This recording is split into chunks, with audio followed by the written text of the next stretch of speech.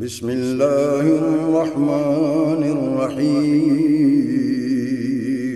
شروع اللہ کے نام سے جو بڑا مہربان نہایت رحم والا ہے۔ وَكَأَيٍّ مِّن نَّبِيٍّ قَاتَلَ مَعَهُ رِبِّيُّونَ كَثِيرٌ، اور بہت سے نبی گزر چکے ہیں۔ قَاتَلَ مَعَهُ رِبِّيُّونَ كَثِيرٌ، جن کے ساتھ مل کر بہت سے اللہ والوں نے جنگ کی ہے۔ فما وہنوا لما اصابهم فی سبیل اللہ، پر انہوں نے ہمت نہیں ہاری جو مصیبتیں ان کو اللہ کی راہ میں پہنچی تھی۔ وما ضعفوا وما استکانوا، اور وہ نہ کمزور پڑے، وما استکانوا، اور نہ عاجز ہوئے۔ واللہ یحب الصابرین، اللہ رب العالمین صبر کرنے والوں سے محبت کرتا ہے۔ وما كان قولهم الا ان قالوا، اور ان کا قول اس کے سوا کچھ نہیں تھا مگر انہوں نے یوں کہا، ربنا اغفر لنا ذنوبنا واسرافنا فی امرنا وثبت اقدامنا وانصرنا علی القوم الکافرین۔ ربنا اغفر لنا ذنوبنا،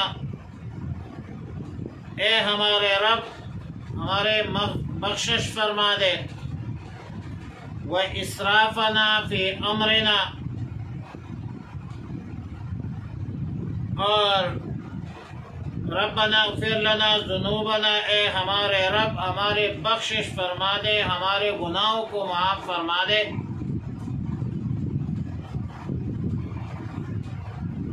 واسرافنا فی امرنا، اور ہمارے کاموں میں حد سے بڑھ جانے کو معاف فرما دے۔ وثبت اقدامنا، اور ہمارے قدموں کو ثابت رکھ۔ وانصرنا علی القوم الکافرین، اور کافروں کے مقابلے میں ہماری مدد فرما۔ فآتاہم اللہ ثواب الدنیا وحسن ثواب الآخرہ، پس اللہ نے ان کو دنیا کا بدلہ دے دیا اور آخرت کا بدلہ عمدہ ہے۔ واللہ یحب المحسنین، اللہ پسند کرتا ہے اچھے کام کرنے والوں کو۔ آیات مذکورہ میں ربیون، را کا کسرہ زیر اور با کا کسرہ زیر مشدد اور یا کا پیش رب کی طرف منسوب ہے، جیسا کہ ربانی رب والے، لیکن ربیون میں حرف را مفتوح کی بجائے خلاف القیاس مکسور استعمال ہوا ہے، قضا فی روح المعانی۔ بعض حضرات نے ربیون کے معنی بہت سی جماعتوں سے کیا ہے اور فرماتے ہیں کہ ربیون بکسر الراء بمعنی الجماعہ ہے، اور جماعت کی طرف یہ منسوب ہے۔ سیدنا عبداللہ ابن عباس رضی اللہ تعالی عنہما کا قول ہے، حسن بصری کا بھی قول ہے رضی رحمہ اللہ تعالی، کہ ربیون سے مراد علماء اور فقہا ہے۔ دوسرا لفظ مستکانو ہے، استکانو مشتق ہے استکانتن سے، بمعنی دب جانا، عاجز ہو کر رک جانا، قذافی تفسیر البیضاوی۔ اور فما وہنو، وہنو مشتق ہے وہن سے، اور وہن کا معنی ہے ضعف اور کمزوری۔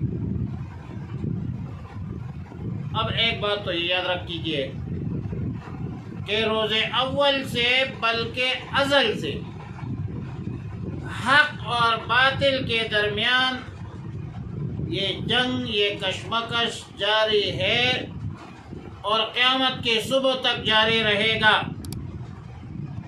یہ جنگ عہد قدیم سے جاری ہے اور جاری رہے گا، ختم نہیں ہوگا۔ سیدنا آدم علیہ السلام کی اولاد میں سے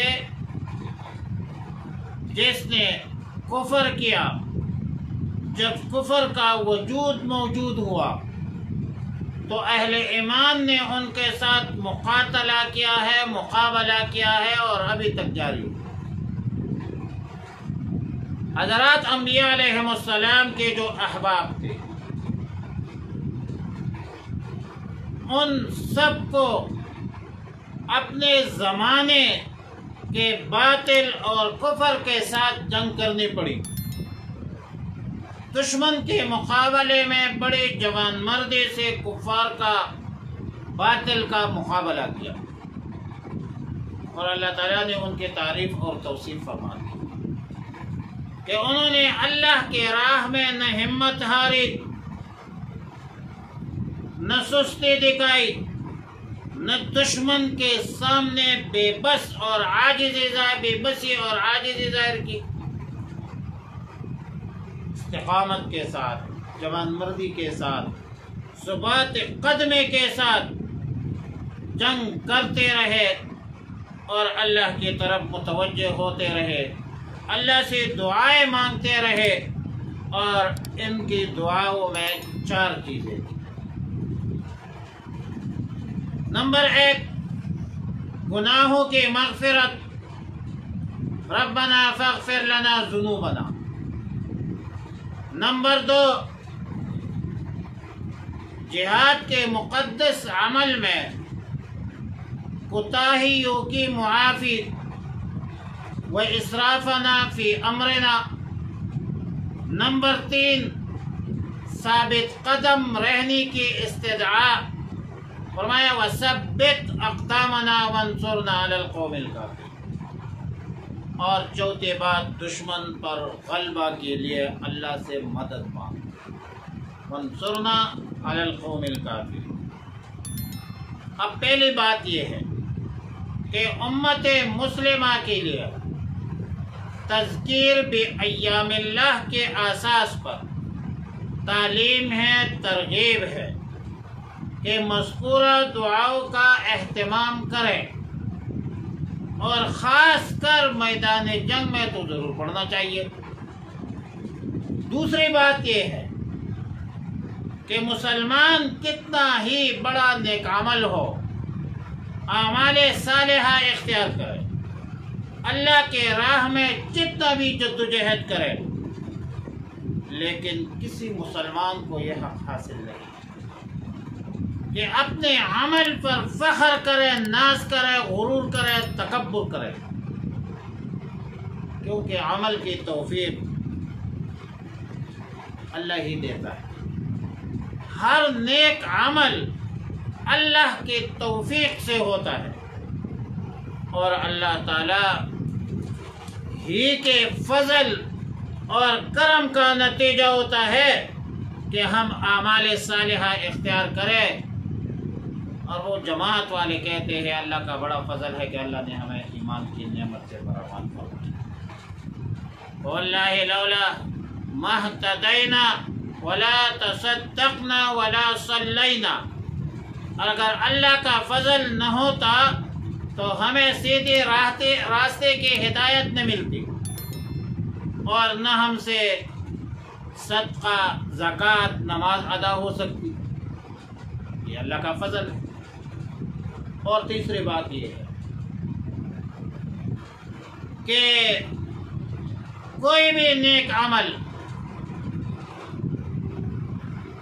اللہ کو پسند ہے، لیکن وہ عمل پسند ہے جس میں مداومت ہو، جس میں ہمیشگی ہو، وَإِن قَلَّ، اگرچہ کم ہو۔ نبی علیہ الصلوۃ والسلام نے فرمایا احب الاعمال الی اللہ ادومها وَإِن قَلَّ۔ ایسا تو نہیں ہے کہ ایک دن آپ سارے نوافل، فرائض، سنن، واجبات سب کچھ پڑھے اور اگلے دن پھر فرض بھی نہ پڑھے۔ احب الاعمال الی اللہ، اللہ کو وہ عمل پسند ہے جس میں مداومت اگرچہ کم ہو۔ چوتھی بات یہ ہے کہ اعمال کی قبولیت کا اختیار ہمارے پاس نہیں ہے، اللہ کے پاس ہے۔ ابراہیم علیہ السلام ابو الانبیاء ہے، پیغمبر ہے۔ اسماعیل علیہ السلام ان کا بیٹا ہے، وہ بھی پیغمبر ہے۔ اور کیا اللہ کا گھر بنا رہی ہے، بیت اللہ شریف بنا رہی ہے۔ اور ظاہر ہے کہ ان دونوں کے اخلاص میں بھی ایک ذرہ برابر شک نہیں ہے، کسی قسم کا شبہ بھی نہیں۔ لیکن تعمیر کے بعد وَإِذْ يَرْفَعُ إِبْرَاهِيمُ الْقَوَاعِدَ مِنَ الْبَيْتِ وَإِسْمَاعِيلُ، پھر کیا دعا کرتے ہیں؟ رَبَّنَا تَقَبَّلْ مِنَّا إِنَّكَ أَنْتَ السَّمِيعُ الْعَلِيمُ۔ اور پانچویں بات یہ ہے کہ نیک اعمال کرتے وقت بھی استغفار کی ضرورت ہوتی ہے۔ ایک بندہ کتنا ہی درست عمل کرے، خشوع خضوع کے ساتھ کرے، لیکن مالک الملک والملکوت کے شان جلالے کے مطابق عمل کرنا کسی فرد بشر کے اختیار میں نہیں ہے۔ اور ظاہر ہے کہ نیک اعمال کرتے وقت، اعمال صالحہ کرتے وقت کوتاہیاں ناپذیر ہوتی۔ انسان ہے، کمزور ہے، ان الانسان خلق الانسان ضعیفا ہے۔ نیک عمل کے دوران بھی استغفار پڑھنا چاہیے، اور عمل کے بعد بھی استغفار پڑھنا چاہیے۔ اور استغفار سے گناہ بھی معاف ہو جاتے ہیں۔ نیک عمل میں جو کمزوری اور کوتاہی ہے وہ بھی معاف ہو جاتی ہے۔ نیک اعمال کی مزید توفیق مل جاتی ہے۔ نیک اعمال پر مداومت اور استقامت نصیب ہوتی ہے۔ لہذا استغفار، طوبیٰ لمن وجد فی صحیفته الاستغفار۔ اور اس کے علاوہ کئی دفعہ آپ جہاد کے موقع پر حد سے تجاوز ہو جاتی، اس کو اسراف کہتے ہیں۔ استغفار سے اسراف کی بھی تلافی ہوتی ہے۔ اور ایک اور بات یہ بھی ترغیب اور تعلیم ہے کہ آلات اور اسباب اور اعتیادات پر اعتماد نہیں کرنا چاہیے، اس کو استعمال کرنا چاہیے۔ اعتماد صرف اللہ کی ذات پر کرنا چاہیے، اللہ سے ہی مدد مانگنا چاہیے، اللہ کی طرف مکمل متوجہ ہونا چاہیے۔ خاص کر جہاد کے موقع پر میدان جنگ میں وہ تو موت کی چارپائی ہے، اس پر اخلاصی نیت، تصحیح نیت، اللہ کی طرف توجہ، اللہ سے مدد مانگنا، یہ وہ ضروری اور قابل عمل امور ہے جس کا اہتمام حد ضروری ہے۔ اور آخر میں فرمایا فَآتَاهُمُ اللَّهُ ثَوَابَ الدُّنْيَا وَحُسْنَ ثَوَابِ الْآخِرَةِ۔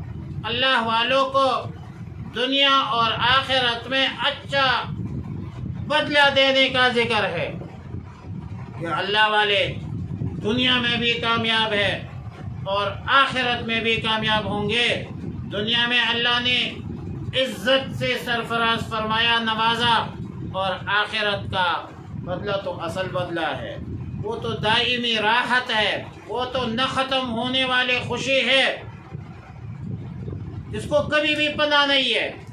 اور آخرت کو لفظ حسن کا حسابہ فرمایا، اور حسن ثواب الآخرہ، فرمایا وہ حسن ثواب الآخرہ، اور بہترین بدلہ آخرت کا ہے۔ اللہ رب العالمین سے دعا ہے کہ ہمیں نیک اعمال کی توفیق عطا فرمائے۔